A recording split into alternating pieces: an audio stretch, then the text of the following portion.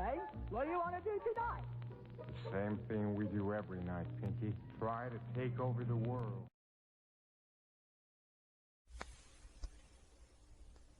It may seem incredible, but it is true.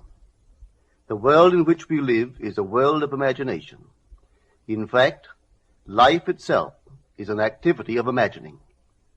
All that we behold, though it appears without, it is within, in our imagination, of which this world of mortality is but a shadow. Nothing appears or continues in being by a power of its own. Events happen because comparatively stable imaginal activities created them, and they continue in being only as long as they receive such support. Therefore, the secret of imagining is the greatest of all problems, to the solution of which everyone should aspire. For supreme power, supreme wisdom, and supreme joy lie in the solution of this great mystery. When man solves the mystery of imagining, he will have discovered the secret of causation, and that is, imagining creates reality. Divine imagining and human imagining are not two powers at all, but one. The valid distinction which exists between them lies not in the substance with which they operate, but in the degree of intensity of the operant power itself. Acting at high tension, an imaginal act is an immediate objective fact. Keyed low, an imaginal act is realized in a time process. Human history, with its forms of governments, its revolutions, its wars, and in fact the rise and fall of nations, could be written in terms of the imaginal activities of men and women. All imaginative men and women are forever casting forth enchantments, and all passive men and women who have no powerful imaginative lives are continually passing under the spell of their power. If imagination is the only thing that acts or is in existing beings or men, as Blake believed, then we should never be certain that it was not some woman treading in the winepress who began that subtle change in men's minds, or that the passion because of which the earth has been drenched in blood did not begin in the imagination of some shepherd boy, lighting up his eye for a moment before it ran upon its way. The future is the imaginal activity of man in its creative march. Imagining is the creative power, not only of the poet, the artist, the actor, and orator, but of the scientist, the inventor, the merchant, and the artisan. Its abuse in unrestrained, unlovely image-making is obvious, but its abuse in undue repression breeds a sterility which robs a man of actual wealth of experience. Imagining novel solutions to ever more complex problems is far more noble than to restrain or kill out desire. Life is the continuing solution of a continuously synthetic problem. Imagining creates events. Our world, created out of men's imagining, comprise unnumbered warring beliefs. Therefore, there can never be a perfectly stable or static state. Today's events are bound to disturb our yesterday's established order. Imaginative men and women invariably unsettle a pre-existing peace of mind. Hold fast to your ideal in your imagination. Nothing can take it from you but your failure to persist in imagining the ideal realized. Imagine only such states that are of value or promise well. To attempt to change circumstances before we change our imaginal activity is to struggle against the very nature of things. There can be no outer change until there is first an imaginal change. Everything we do, unaccompanied by an imaginal change, is but futile readjustment of surfaces. Imagining the wish fulfilled brings about a union with that state, and during that union we behave in keeping with our imaginal change. This shows us that an imaginal change will result in a change of behavior. However, our ordinary imaginal alterations as we pass from one state to another are not transformations, because each of them is so rapidly succeeded by another in the reverse direction. But whenever one state grows so stable as to become our constant mood, our habitual attitude, then that habitual state defines our character and is a true transformation. Now let me call your attention to the design on the cover of this record. You will notice a man sitting on a park bench, imagining himself to be in a home. This is the secret of those who lie in bed awake while they dream things true. They know how to live in their own dream house until, in fact, they do. Man, through the medium of a controlled waking dream, can predetermine his future. That imaginal activity of living in the feeling of the wish fulfilled leads man across a bridge of incident to the fulfillment of the dream. If we live in the dream, thinking from it and not of it, then the creative power of imagining will answer our adventurous fancy, and the wish fulfilled will break in upon us and take us unawares. Man is all imagination. Therefore, man must be where he is in imagination, for his imagination is himself. To realize that imagination is not something tied to the senses or enclosed within the spatial boundary of the body is most important. Although man moves about in space by movement of his physical body, he need not be so restricted. He can move by a change in what he is aware of. However real the scene on which sight rests, man can gaze on one never before witnessed. He can always remove the mountain if it upsets his concept of what life ought to be. This ability to mentally move from things as they are to things as they ought to be is one of the most important discoveries that man can make. It reveals man as a center of imagining, with powers of intervention which enable him to alter the course of observed events, moving from success to success through a series of mental transformations of nature, of others, and himself. How does he do it? Self-abandonment. That is the secret. He has to abandon himself mentally to his wish fulfilled, in his love for that state, and in so doing live in the new state and no more in the old state.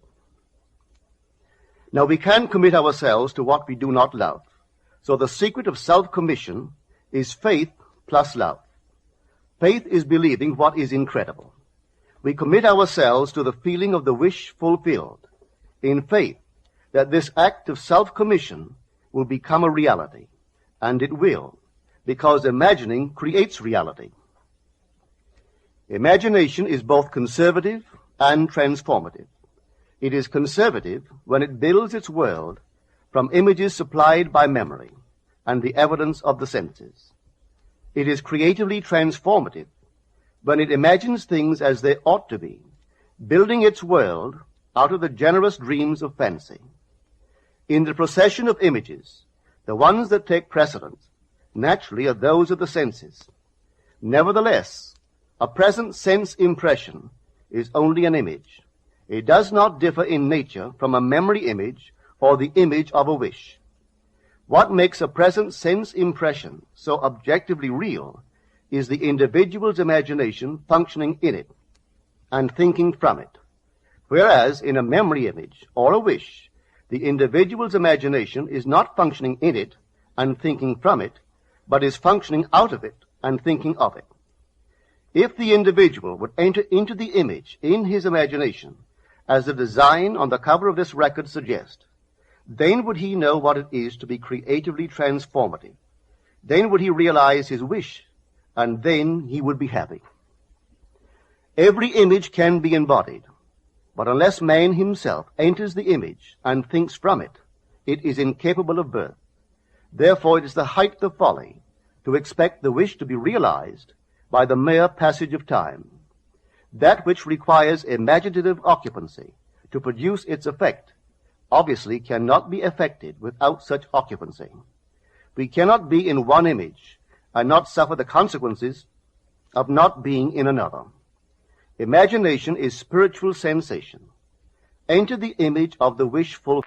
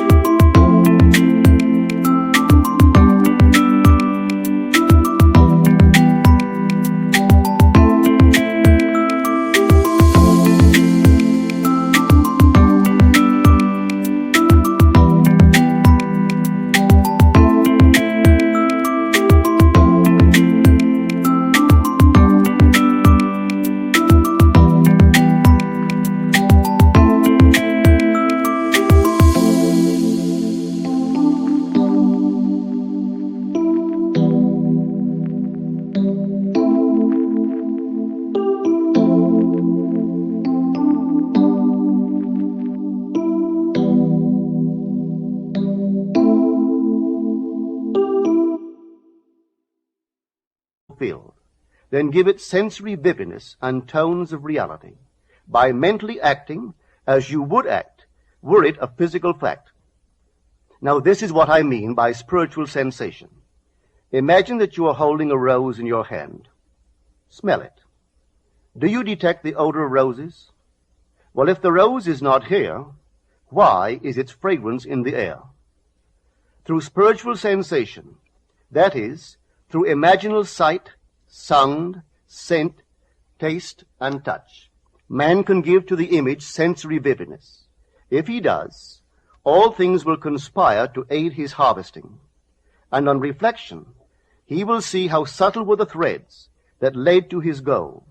He could never have devised the means which his imaginal activity used to fulfill itself.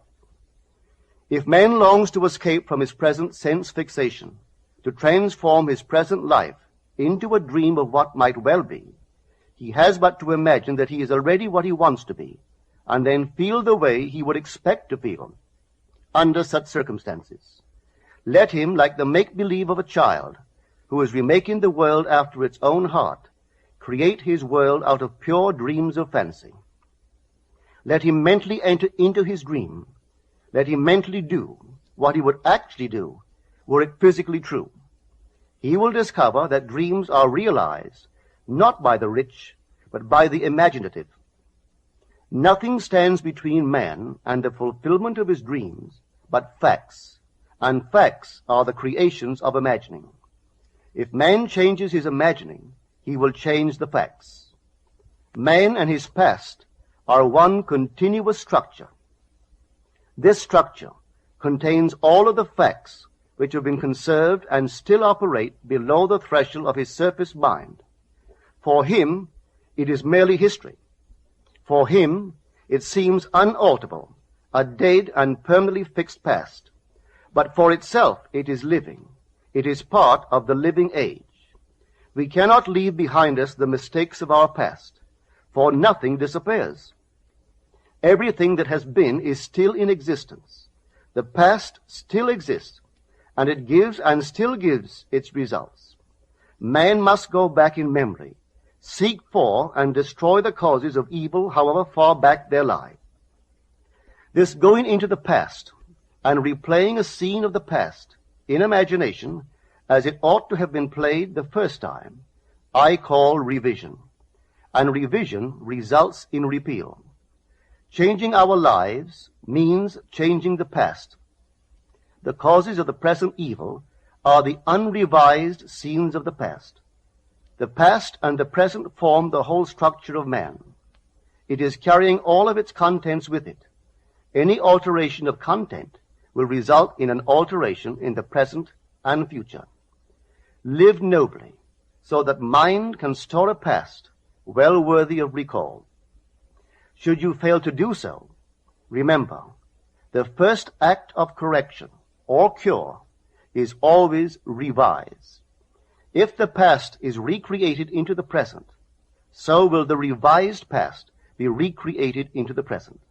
Or else, the promise that though your sins are like scarlet, they shall be as white as snow, is a lie. The question may arise as to how by representing others to ourselves as better than they really were, or mentally rewriting a letter to make it conform to our wish, or by revising the scene of an accident, the interview with the employer, and so on, could change what seems to be the unalterable facts of the past. But remember my claims for imagining. Imagining creates reality. What it makes, it can unmake. It is not only conservative, building a life from images supplied by memory, it is also creatively transformative, altering a theme already in being. The parable of the unjust steward gives the answer to this question. We can alter our world by means of a certain illegal practice, by means of a falsification of the facts, that is, by means of a certain intentional alteration of that which we have experienced. And all this is done in one's own imagination. This is a form of falsehood which not only is not condemned, but is actually approved in the gospel teaching. By means of such a falsehood,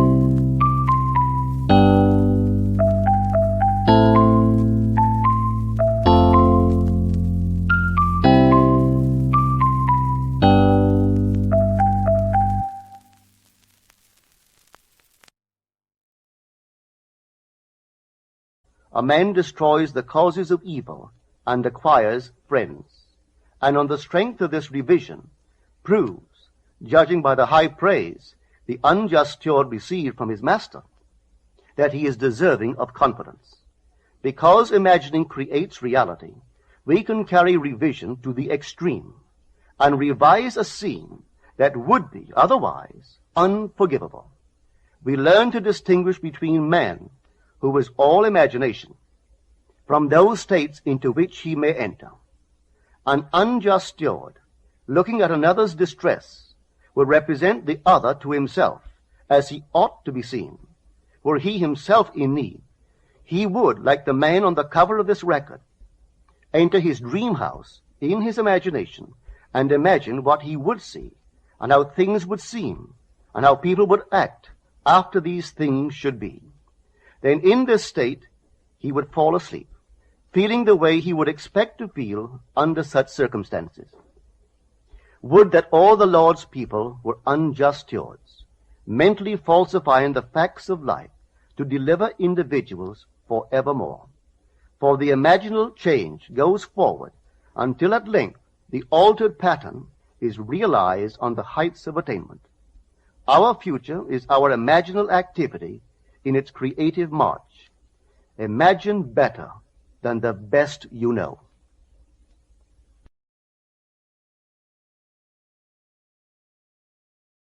I really hope you enjoyed this video, and thank you so very much to all my Patreon members. For $5 a month, my members receive exclusive affirmations, instructional videos, and so much more. Link to sign up in the description.